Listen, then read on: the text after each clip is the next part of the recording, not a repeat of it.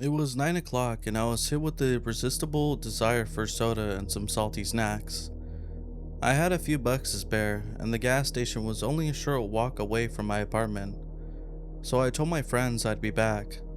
We were playing Apex Legends, and started walking. The area surrounding my apartment was pretty normal. It's situated in a greater neighborhood outside of the nearest major city. There are a few homeless people that occasionally drift in from the city. I assumed to escape what must be a rather dangerous and unforgiving environment. I've seen a few in the last month, though they never bothered me. Well, there is a first time for everything. Just as I reached a lot of a gas station, a homeless man came skulking around the corner of the building, heading straight towards me. I seen him just as he rounded the corner, so I'm not sure how he knew I was approaching, unless he'd been peeking, waiting for someone to come by. He walked with a limp and wore a fairly hefty coat despite the still warm weather. I figured that he hadn't had any place to store his few belongings, so he must just wear the thing all year round. I didn't feel threatened by him, even though it was night and there wasn't anyone else in the lot at the time. I nodded at him, but continued heading towards the station entrance. He adjusted his pass so that he would diagonally cut me off before I reached the door. He increased his speed rather than doing the same. I slowed down mine, not wanting to appear hostile or dramatic. His expression, what I could see of it beneath the massive beard, wasn't one of anger. He stopped a few feet before me and I stopped as well. We just stood a few paces from the entrance, and I could see through the glass doors that clerk inside was watching. He put his hand on the side of his head, fingers positioned to mimic a phone, wordlessly asking if I wanted him to call the police. With a subtle shake of the head, I signaled no, and he shrugged his shoulders and went back to business. I wish I had nodded in confirmation.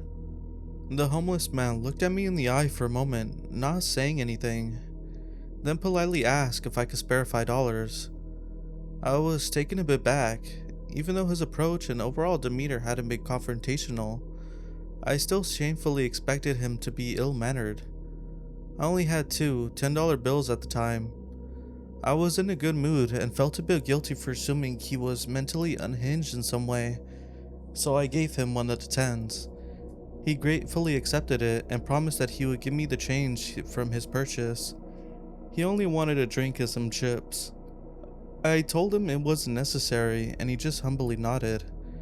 We actually walked in together, although our destinations were on opposite ends of the store. I grabbed what I needed and headed to the counter. As I paid, I looked around and saw the homeless man peering intently at the shelves of chips. He held a fountain drink on one hand and gripped the tin tightly in the other, his eyes slowly scrutinizing every bag. It seemed to be that he hadn't had the luxury of choice in a while and didn't want to squander it. I silently wished him a good night and left the gas station with my items. Halfway through my return home trip, I suddenly seized and thrown onto the ground. My attacker had apparently been waiting in the shadows. I stupidly hadn't been paying attention to my surroundings. The only thing I had gotten was a soft rustling in the bushes and the lighting on the sidewalk, and the next thing I knew, I was on my back with the knee on my groin. One of my hands was grabbed and pressed to the sidewalk, and then a knife was placed against my throat. The heavy weight of a man's body was focused entirely on my midsection. The man knelt on top of me with all of his weight. Even though the pain of his bodily burning brought tears to my eyes, I was more concerned about the cold steel tucked beneath my chin. You move, you scream, I'll drag it across your throat. Do you understand? Moving wasn't an option, and the slightest motion of my throat required screaming would have probably made my skin rub against the blade anyway. I let out an and he responded with, Good. in a cruel voice that bespoke of a sadistic delight. I couldn't see his face. It was wrapped up in a darkly stained gauze, save for one eye. I only briefly looked into the eye before casting my gaze to the dark sky beyond it. I saw nothing but insanity in it. The window to a mind that had long ago abandoned its adherence to societal norms. He released his grip on my hands, which I kept on the ground, and began patting around my pockets. I wanted the experience over with as quickly as possible, so I mumbled, "Left one," indicating the location of my wallet. He let out a raspy laugh and then went to the left pocket. As he removed my wallet, a horror overcame me, because just then I remembered that I had nearly used all of my cash, with only a few bucks remaining of the 10 I hadn't given away. When he opened my wallet and saw the measly amount therein, his expression, really just oriented of his eye, shifted from one of mockery to one of anger. He threw the wallet at my face, causing me to flinch and cut myself on the blade.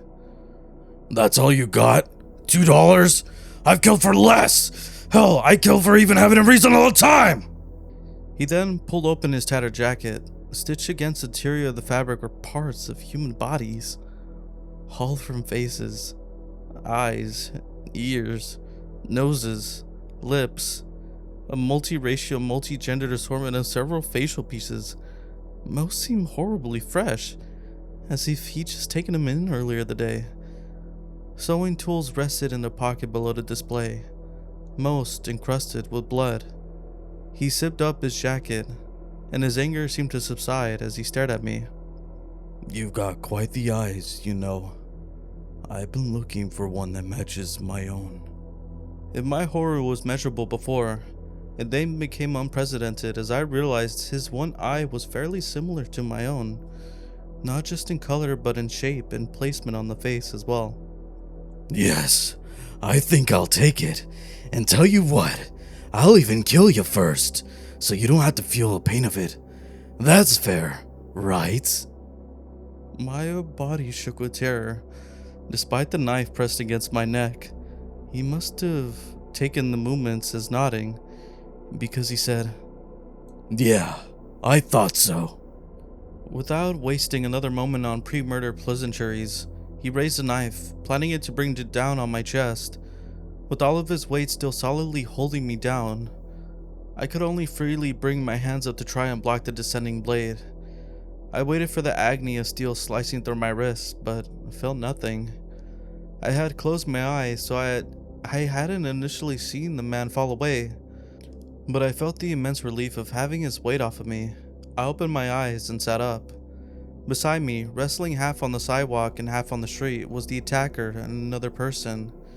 In their struggles, they rolled onto the illumination of the street overhead, and to my astonishment, I saw that my savior was the homeless man I'd met at the gas station.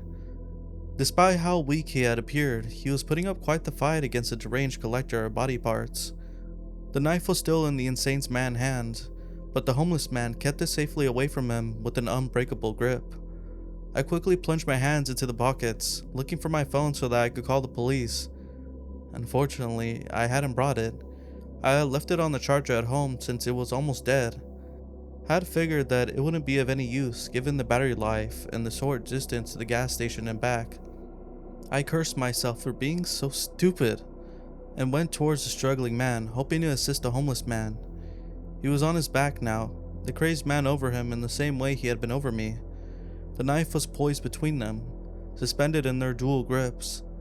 The blade pointed downward. It was clear that in that position, the man on the top would win out, and the blade would soon pierce flesh. I went closer, but before I could step into that dire spotlight, the homeless man grumbled, "No, go home. I can take care of him. Run." I disregarded his demands. I wasn't going to leave him helplessly beneath this killer. After taking another few steps, the homeless man showed, "No, go home." And the knife was elevated a few inches. To the surprise of the murderous man, I was in shock as well. I would never have expected such a power for someone who seemed physically frail. You may call me a coward. I sometimes find myself thinking the same. I obeyed the man's command and sprinted away. I turned back once and saw them locked in that struggle, and the knife seemed to have once again been lowered closer to the homeless man's heart. His strength had already started failing. I heard no pain shrieks as I entered the grounds of my apartment complex. Heard nothing that would give any idea as to the outcome of the battle. I didn't return gaming with my friends. I couldn't stomach the simulated violence. I called the police and reported everything from the initial meeting with the man all the way to leaving him beneath that spotlight sacrificing his life to save mine. The police said they would send a car by, and for me to stay inside until they called me back. I received a call about an hour later, saying that they hadn't seen anything, but would keep a car patrolling nearby for the remainder of the night. It wasn't much assurance, but I was thankful regardless. The next morning eventually arrived after a roughly slept night, and I once again found myself walking on that same sidewalk to pick up some breakfast from a fast food place nearby. With my breath caught in my throat, I examined the area, hoping that I wouldn't see any bloodstains or pieces around. But my anxiety soon gave way to confusion, and then that to relief and gratitude as I saw something nestled against the curb, right beneath the streetlight. A few dollars were held down by several coins. I knew that without having to count the exact amount, that it had been the change from the 10 I had given the homeless man. He had defeated his opponent.